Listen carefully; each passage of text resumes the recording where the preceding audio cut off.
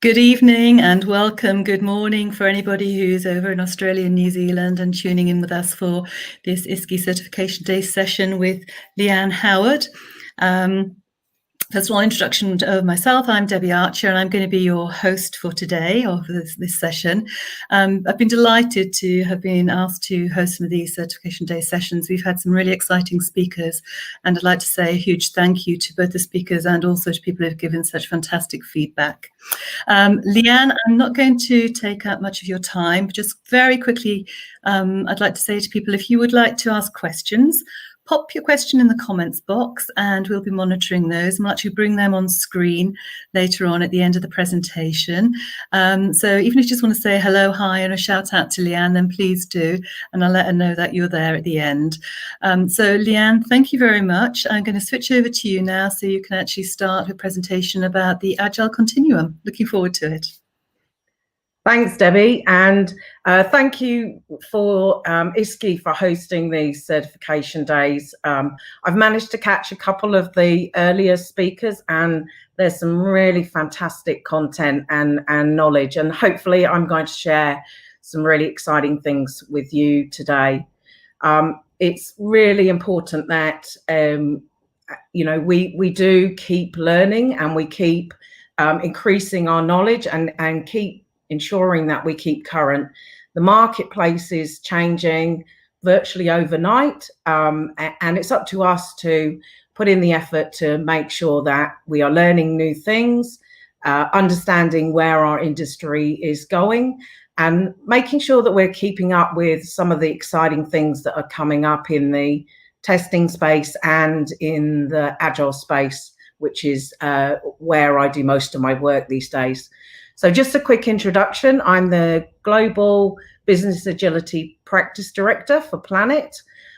Bit of a mouthful, but in essence, that means I'm here to help people. That's what I find most exciting and the thing that I think is really important. I just want to share a quick little story with you. When I first started testing, which was many years ago, there weren't conferences, there certainly weren't meetup groups, there weren't people blogging or writing articles. So I would really encourage you to take advantage of all these really rich sources of knowledge that you can use. And one of the things that I kind of took to heart when I first started testing was I made a kind of promise that as I progressed in my career, that I would try as much as possible to share the knowledge that I was gaining and to help people along their way in their both Agile journey and testing journey, because I had to learn really by just trying things, because there wasn't this rich knowledge base available. And as a lot of testers I know, I wasn't actually a professional tester. That wasn't my career. I worked in a bank in the UK, and I worked with ultra high net worth customers, and this is really going to show my age. We were managing portfolios of millions of pounds using a green screen. Now, a lot of you on this webinar probably don't even know what a green screen is. It's basically a dumb terminal, and you just put in a load of numbers to go through the menus, not like the rich user experience that we have today. And I was an advisor, a financial advisor, and the bank decided that they were going to put in a new system for the ultra high net worth customers, and they asked me to be a business consultant to go and work with the IT teams. And even though this was 25 years ago, we actually were practicing some of the fundamentals of Agile at that time. I went as a business advisor, I joined the IT team, I sat with the IT team, I wrote some requirements, so I was in effect a kind of BA, But those requirements were changing all the time. We didn't really know what it was that we wanted, and we explored and experimented and, worked out how we wanted to build the system. I sat side by side with the developers, and we were developing together. And then they asked me to go and work in the testing team. And quite frankly, I never looked back. I mean, what an exciting career for people. So I would really encourage you to, take advantage of all these rich knowledge that is out there, and be continuously learning. So my talk is about the Agile Continuum, and really I want to focus on accelerating quality through being Agile and not just doing Agile. I work with a lot of organizations doing Agile health checks and optimization of quality, and there are challenges. And what I mean is that we want to accelerate delivery, and there's a huge number of posts about we need to get faster, we need to deliver quicker, we need to deliver in smaller pieces. But we also need to preserve that quality. There has been a lot of press around websites that have crashed, apps that don't work, websites that are not intuitive to learn. And we're in a consumer world. Our customers are going to go and find another organization that can help them, that satisfies their needs. So we need to put that customer front and center. And in order to accelerate our quality, we need to do that through being Agile and not just doing Agile. And hopefully throughout my talk, I'm going to highlight what the difference of those two are. We did a poll at Planet of our customers, and at the time that we did the poll, at least 80 to 85% were using Agile, not necessarily throughout the whole organization, but certainly using it in a number of teams. And through what's happened this year, a lot more organizations are transforming to that Agile way of working, or a new business agility. So I want to be highlighting that we need to make sure that quality is front and center. So what I'm going to cover, I'm going to give you an overview of the Agile Continuum, and this is something that I've developed along with some fantastic people that have been on my teams, really as a kind of checklist or a model that you can use with your teams. And please feel free to adapt it to whatever suits your team, but just some ideas to really keep us focused on what we need to be doing to accelerate that quality. I'm then going to break it down to what discover, build, and study means. What are the fundamentals? I call that the cloud, and you'll see in a minute. What are some activities that we need to do? And then a question and answer session at the end. And just a reminder also to make sure that you're keeping connected, both with your industry, with your teams, and with your families and friends. So this is the Agile Continuum. I've drawn it in circle shape, and hopefully, as the name suggests, it's a continuum, so you keep doing these things. Now, I had to represent the activities and the tips and concepts that I wanted people to be thinking about in some way, and I did try to group them related to the discover something, build it flexibly, and study it. But that doesn't mean that you have to do any of these things in any order. And in fact, I would encourage you not to do them in a particular order. And maybe one day you are exploring design trade-offs, one day you're investigating and fixing defects, or even within the same day. So please think about this as a bucket, if you like, or a toolkit for you to use, which can be done in any order depending on the context and what you're doing on that particular day. So let's break down the continuum. So the first concepts are these three. And I think it is as simple as this. It's about discovering something. So we learn about what our requirements are. As I said, put your customer front and center. What does your customer want you to deliver? What is it that they are wanting from your organization? And how do they want it? What does it look like for them? How can we best satisfy them? And how can we go more than just satisfying them? How can we actually delight our customers? So they're talking about our website or our application. They're recommending it to their friends. So we need to discover about what that requirement, what that thing is that we can do to make sure that we are engaging our customers. The next concept is about building it flexibly. So build a little bit, see how it goes, get some feedback, make sure that we are really engaging and having that fast feedback loop. And also flexibly build it by including everyone in the team. We all have opinions, we all have bias that we need to bring to the table and discover and unlock. We need to work together in order to build the best product. And that is everyone in the team.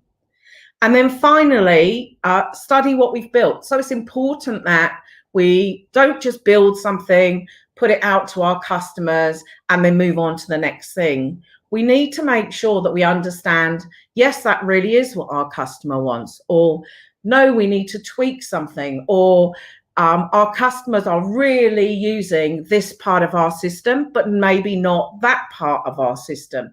And we need to take that into consideration, and then we need to feed that back into the discover something. We've learned something about our system. Maybe it's what apps are our customers using to access our system. So we need to make sure that our system caters for those particular mobile devices, maybe, or whether they're using Explorer, or what type of medium are they using to interact and engage with us.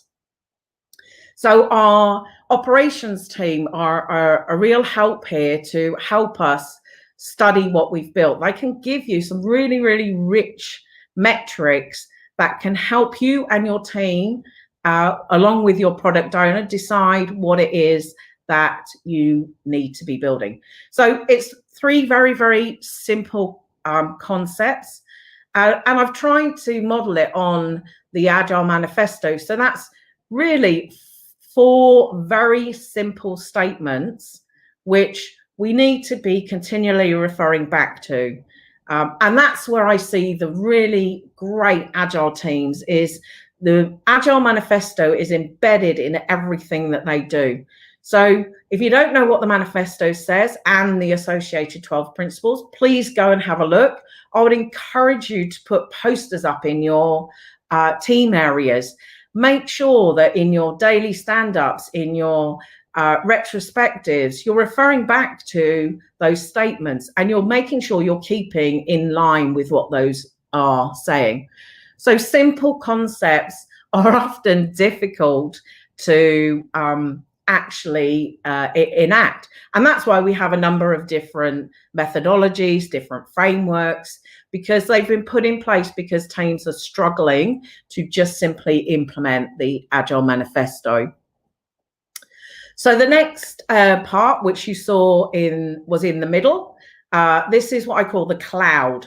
And these are things that you need to be doing all of the time. They're not specific activities. They are things to keep in your mind all the time that you're working with your teams. So deliver frequently. And that's not just delivering to your customer, that's delivering within your team. Again, I see so many teams that are working in an agile way and yet their delivery of software to the team is, if they're using, let's say, Scrum, and they are using a 2-week iteration, they're actually only delivering the software in week 2. So that puts tremendous pressure on the testers and the quality engineers to actually get that tested within the time frame to actually then be able to deliver it to the product owner for acceptance, and hopefully getting acceptance to deliver out to the customers. So make sure you're delivering frequently, and talk about that right up front at your iteration planning meeting. Talk about, right, tomorrow we're going to have this delivered. The next day we're going to have this delivered. And it may be that you don't get the whole system or the whole function, but talk within your teams about what we can deliver and when we can deliver it. Collaboration across the roles. That's really, really important. And that's one of the fundamentals of Agile, is that whole Agile mindset and really changing the way that we work. So I talk a lot about better ways of working rather than new ways of working. A lot of the new ways of working are not new anymore. And they may be new to the organization, but they're not new. But we should be striving to get better all of the time. So testing and quality engineering, I believe, is a craft, and we need to be continually improving our craft, learning new things, learning new techniques, seeing what's coming out in the market, things like artificial intelligence, machine learning, challenging yourself to understand how technology is moving. So containers, the cloud, you need to be continually honing your craft to make sure you're getting better. This is a favorite one of mine, is avoiding excessive formalization. Now, I actually think Agile is a much more rigorous way of working. So I'm not saying get rid of rigor. What I am saying is make sure the formalization is relevant to what it is that you're trying to do. And if formalization, so big, huge release forums, if that's not working for you, look at how you can change it. Applying the appropriate heuristics. There's loads of heuristics out there. Please, you don't have to invent the wheel. Go and use something that someone else has discovered. Make sure that you're bringing that into your organization. Appropriate use of process and tools. Again, that's related back to the manifesto. We're not saying no process, but we're saying lightweight process, appropriate process. The other thing I think, and this is probably one of the challenging things that we've experienced this year, is to seek to have a sustainable pace.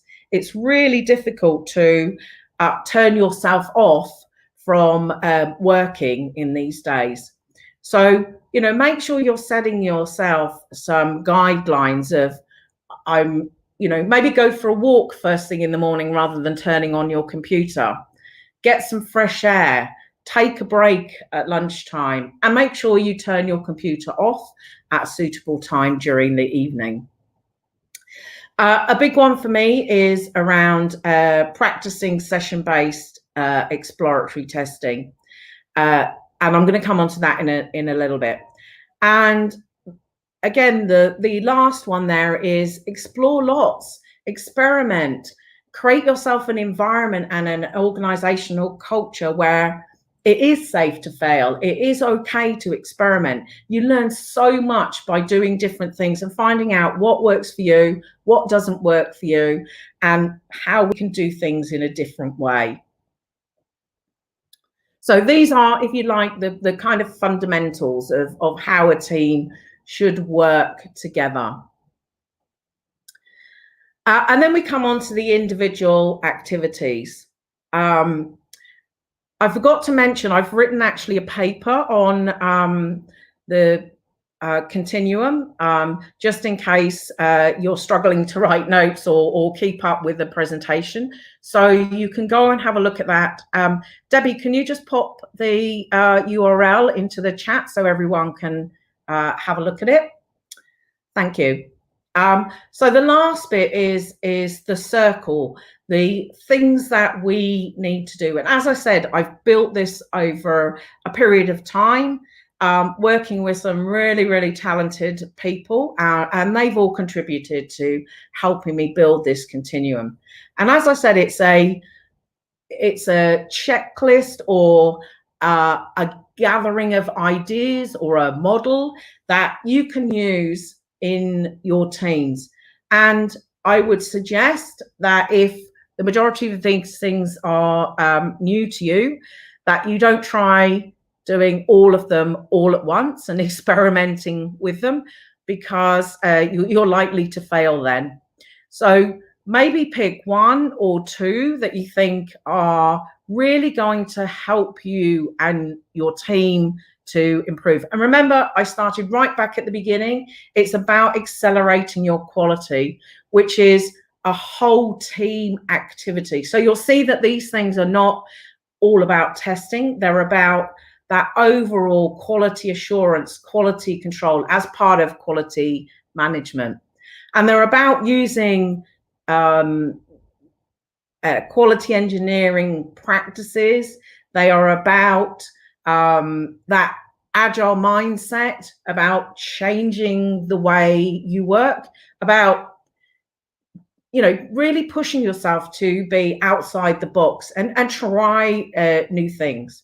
So I'm just going to pick a few of these just to have a chat about them. As I said, they are displayed in roughly the activities that reflect each of those three main concepts, but please don't do them in that order. Make sure you're switching backwards and forwards.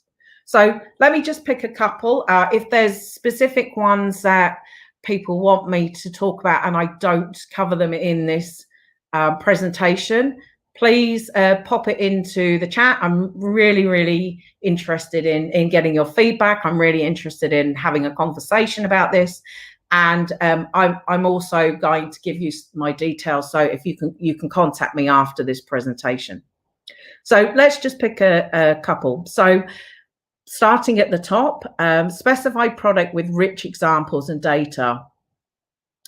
This one for me is really important, and it's going back to that putting the customer first. We really need to understand how the customer is going to use our system and what is really important for that customer. So an easy way to do that, because we all know that in more traditional projects, the way requirements were displayed and the way they were handed from silo to silo to silo, they got interpreted and maybe the original intent got lost. So one of the ways that you can make sure that you are really focusing on what the customer wants is to provide those rich examples and go and talk to your customers, find out what the examples are from them, and then use that to build your plans, build your designs, and importantly, build your testing into how the team are going to interact together. So I would really encourage you, make sure you understand examples, and as part of your iteration planning, talk about those examples so that everyone is on the same page and has the same examples and same reference.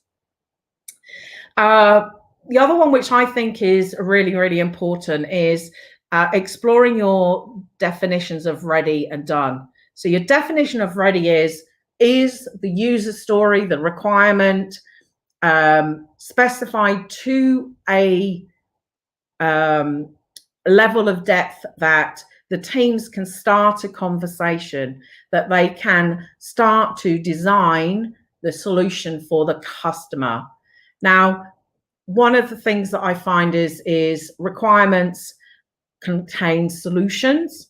So try to avoid that. The team is your delivery team. They're the experts in the area. If you constrain them by giving them a solution, they don't have that flexibility to go off and explore different ways and think about different ways that you can satisfy your customer.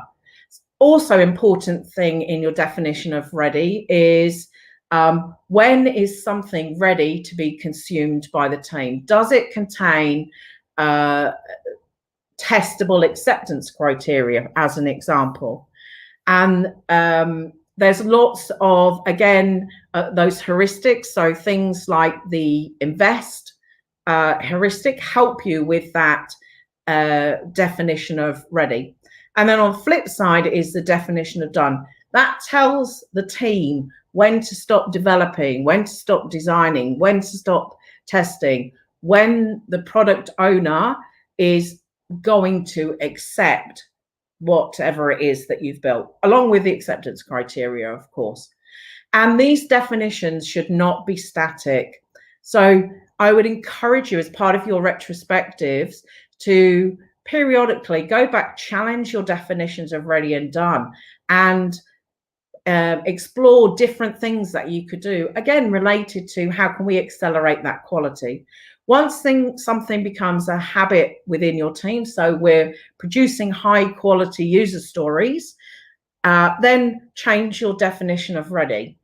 If we have introduced some automation into our teams as part of our definition of done, maybe look to increase it to the next level. Or if that's a habit, think about something else that you want to become a habit and include it in your definition of done. So let's just pick another one.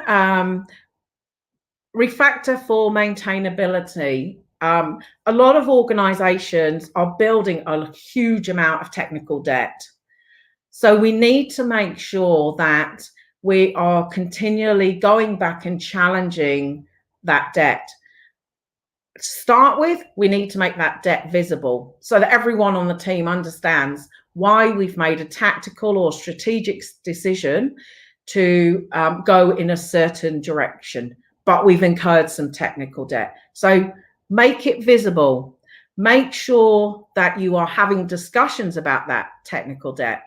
One of the best teams that I had the privilege of working with, they were just absolutely fantastic. And for a period of time, for every single sprint, they factored in some time to go back and pay down that technical debt.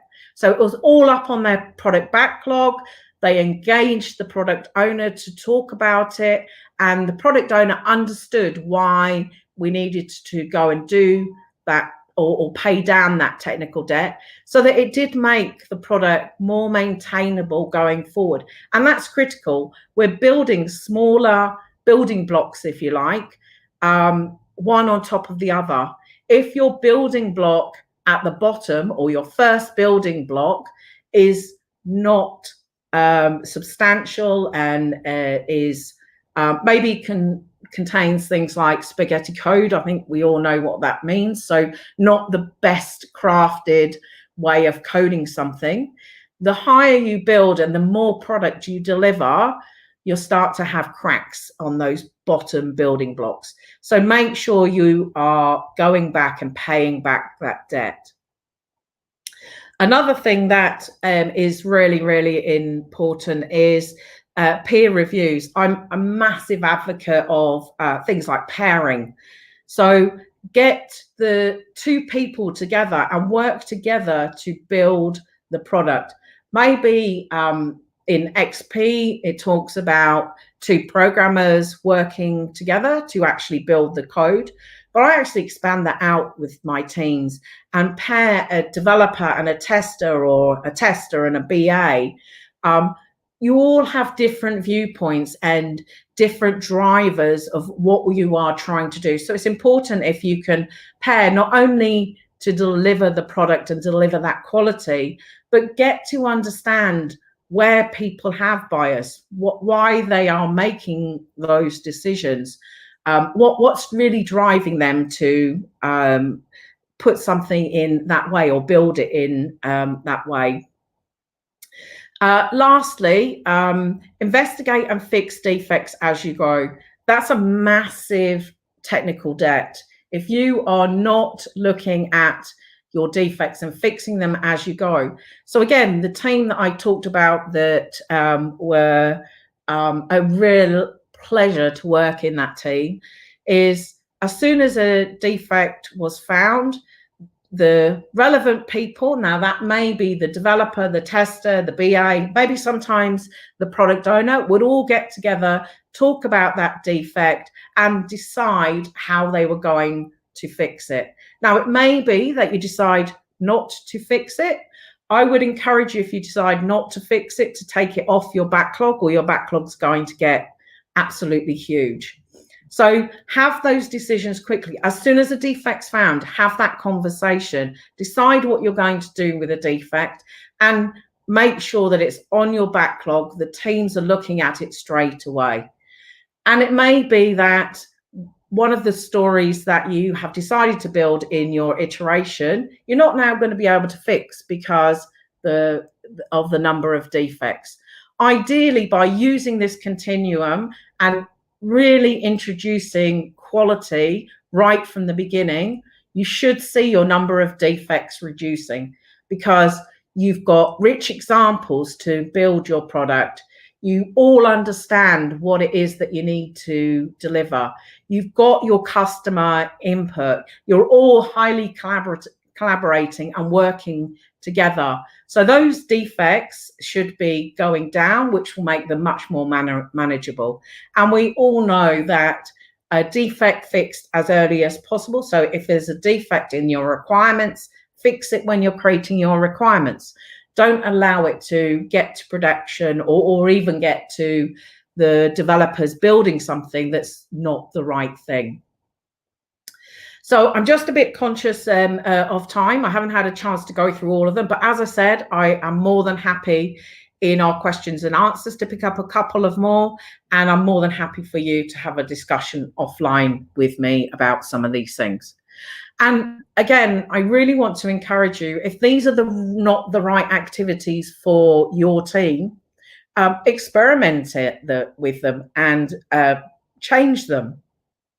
The one cautionary note I would give you is, if you are experimenting with one of these or a number of these, please give yourself enough time to experiment and see whether it's actually going to become a habit. Because what I do tend to find is people think, oh, that's a great idea. I think that's really good for my team. They try it once, maybe it doesn't quite work. Maybe we didn't quite understand how we needed to implement it. And they then drop it and move on to the next thing. So if you take some of these to experiment with, try it over a couple of iterations or a few iterations before you decide that it's not going to work for you. And just remember, if it worked for that particular situation, it might not always work for everything. So just be a little bit aware of that. So I just want to round off my talk by please saying keep connected. Yes, great, keep connected with me. That will be fantastic. And I really, really want your feedback. So please keep connected with me, but keep connected with your peers, with your industry, with the new things that are happening. At the moment, we've got some challenges. So take the opportunities to look at certification that may help you, that may grow your career. As I said, there's really, really rich knowledge out there that you can tap into. So again, big thank you to ISQI for organizing this forum. I had a look at the presenters. They are absolutely fantastic. I know some of them, and as I said, I've watched a couple of the presentations, which were really, really great. So keep connected with those other speakers, reach out and maybe find yourself a mentor to help you to build your career, and really challenge yourself to be continuously learning. I've been in the industry 30 years, and I learn something new every day. So that's what I'd like to leave you with. This is a forum for learning, increasing your knowledge. Please don't just listen to this forum or get involved in this forum and then go back to your day job. Please set aside some time each day to learn some new things. As I said, really happy for people to stay connected with me. That's my details there. Reach out. Even if you try some of the things on the continuum, please let me know how you go. I am really genuinely interested in getting some feedback. And as I said, the continuum is not fixed. As I find out new things and think that other things in my toolkit are really worth sharing, then I will be updating that continuum. So again, thank you so much for listening to my presentation. I really, really hope there's some things there that have challenged you and some things that you're really excited about going out and trying. And again, a big thank you to ISQI for organising the presentation and the forum. So Debbie, back to you. Hopefully there's some questions there. Oh, Leanne, thank you so much. Whenever I hear you speaking, I'm absolutely overcome by the level of enthusiasm, the richness that you bring to your discussion based on your own experiences, and also the pragmatic approach you have. When you're talking about experimenting, you kind of you give us the safety net already by saying how perhaps to try it. So thank you so much.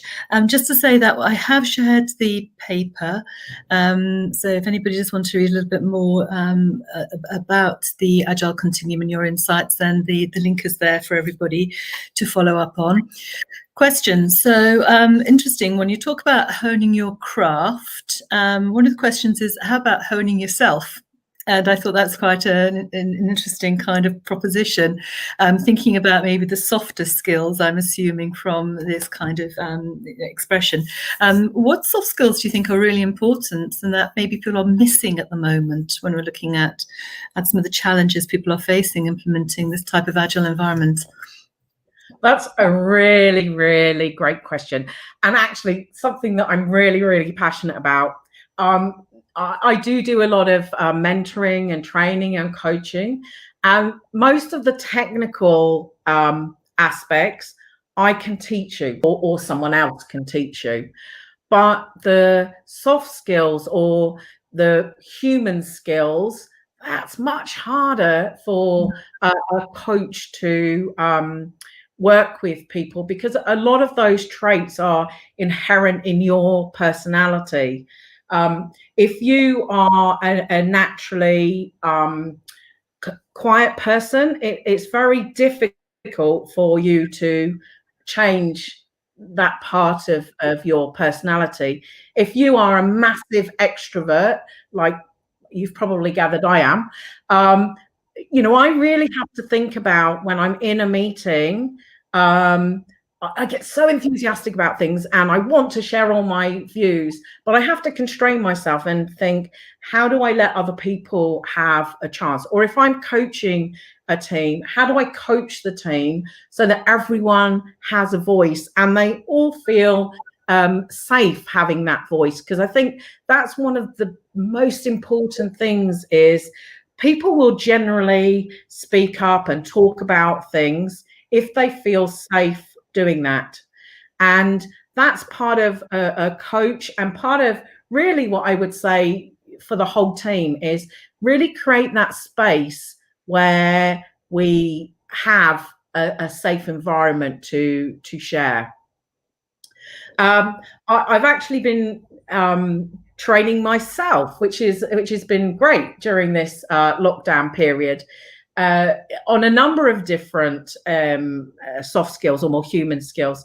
So things like leadership, for example. So people do tend to think about leadership. Oh, I need to be a senior person. I need to be or have been in the industry for a period of time before I can become a leader.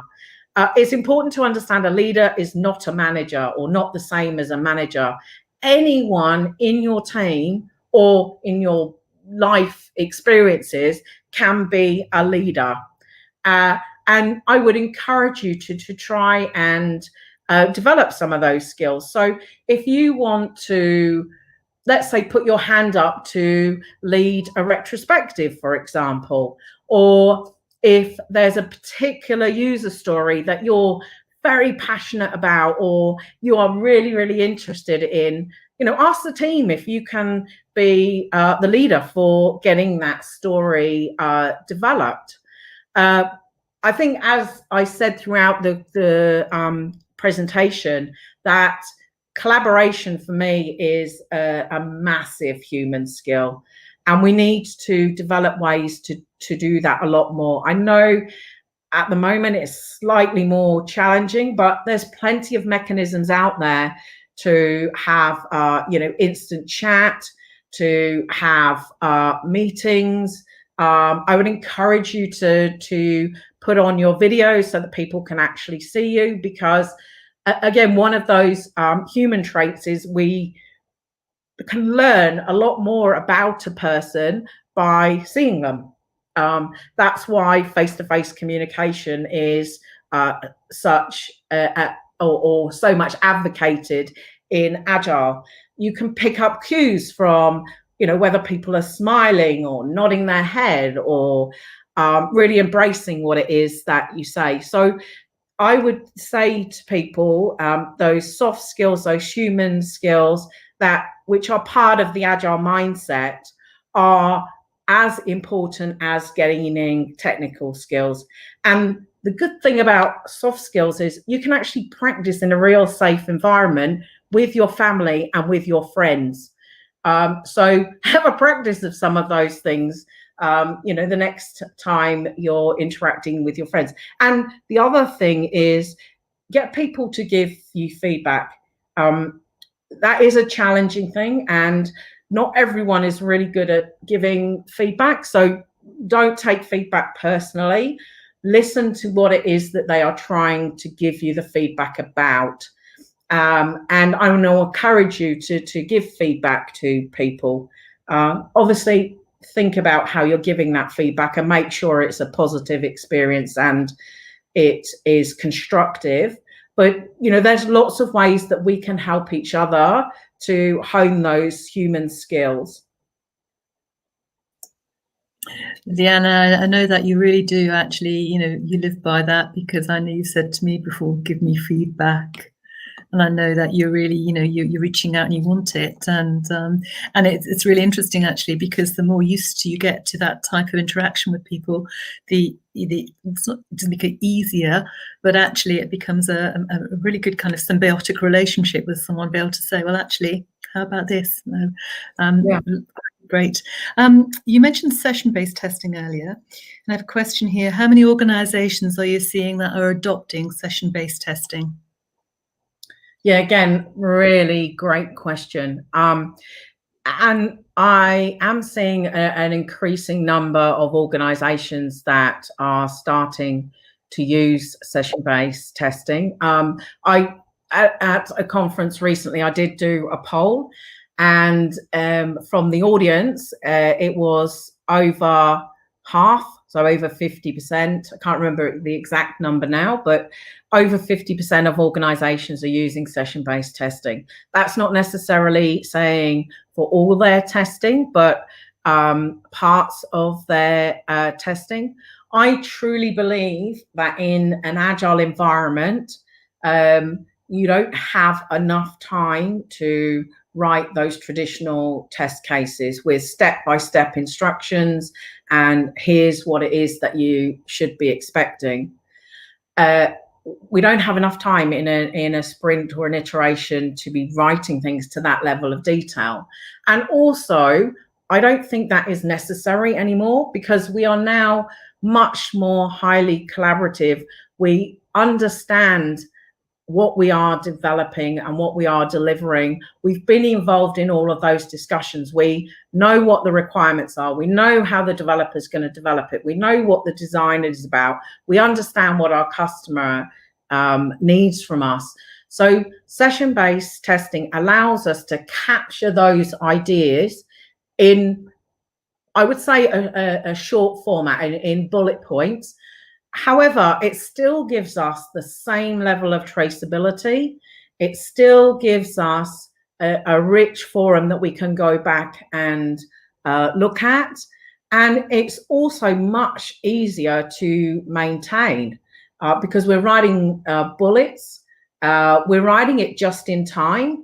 So our session sheets, again, a differentiation from ad hoc, which is what I do see some people doing, and they think they're doing session-based testing, is you should start with a plan before you actually touch any keys to start testing. So start with your charter, which is your objective. Jot down your ideas. What is it you think you're going to test to satisfy that objective? But the key thing here is, and going back to the continuum, is you learn and discover as you are testing, and that allows you to add more ideas in. Maybe some of the ideas you thought of at the beginning are not valid or are of less importance. So, you know, all of those great things that we learn as testers, such as your testing techniques, such as risk-based testing, they all still apply in using session-based testing. And in fact, I think they're probably even stronger because we need to understand what we can test. We can't test everything. So what's the most important? What's the highest risk things that we need to test? Let's talk about our coverage. And in order to do that, you can't not use testing techniques to talk about coverage. Make sure that we have the right level of coverage based on whatever the risk profile is of our product. So they are definitely increasing in use. And again, I would advocate trying some as a little bit of an experiment. Also pairing that with automation. So at your iteration planning meeting, decide what you are going to use session-based testing for, and equally decide what you are going to automate. So don't create sessions or test cases for things that you're going to automate. Automate them straight away. And then again, is cutting down on waste. Make sure whoever it is in your team that's doing the automation, and it may be you, that you're automating right from the start. Because again, if you're not automating right at the beginning, you're missing the benefits of automation. So automation's great for things that are checking. So let's move all that over to automation. And let's focus on our exploratory testing on things that we as humans do best. And make sure that we comment our execution in using automation, and that becomes an executable specification. So again, you've got that level of traceability from your requirements or your user stories to your session-based testing, your test cases, and your automation, and make that visible for the team. So I would encourage developers to be using session-based testing as well. Let's get that unit testing that developers do visible to the rest of the team, so that as a tester or as a BA, I'm not doing the same testing again, because we want to eliminate that waste. We need to trust the people that are in our team. We are all responsible for quality. So let's get the testing and the quality activities visible so that everyone in the team knows what's happening, know what their role is in each of these activities, and we're all working together. Leanne, I'm going to ask you a question. Are you writing, is there an insight article on perhaps this also that we could at some point post? Because you so much insight there. It'd be lovely to share it sometime. So there's an idea for maybe another blog. We'll be watching out for that and sharing it. Put it on my list. Thank you. Thank you so much. Thank you. Just a quick one, going back to honing the craft. One of the things that I know we've had on screen is that you're part of ANZTB, the Australian New Zealand Testing Board, and I know that you're very passionate and put a lot of time into your work with the board and also ISTQB. And you've also been involved in delivering and creating some content with ISKI, such as Practitioner and Agile Quality, the PAC course, and listening to you speaking, that kind of practical experimenting and learning to collaborate, etc. Your experience of delivering PAC, would you say that that is a good exercise for people to go through, a good training course? Yeah, look, I am a massive fan of practical application. Certifications are a way to gain knowledge. Some of the certifications, you are just really gaining a set of knowledge. But for the certifications where you really get to, practice what the trainer's preaching, in effect, I'm a massive fan of those type of either certifications or ways of learning. I know there's some great trainers out there that really do focus on giving candidates that practical application. So yeah, certainly certification like PAC, which is heavily focused towards that practical element, they are really great. And, we learn as human beings by being told something or reading something and then having a go at doing it. And that allows us to hone and decide, for some people, some things might not be the right way to go, or in the context that I'm delivering my product or the context of my team, that might not necessarily be the thing that I want to do right now. But I'm a massive advocate of building a toolkit for yourself. And all of these things that you learn through certification, as I said, massive fan of these types of forums, through reading articles, join your local meetup group. I could literally go to 3 meetup groups a day in Australia, relevant to agile or automation or testing or quality.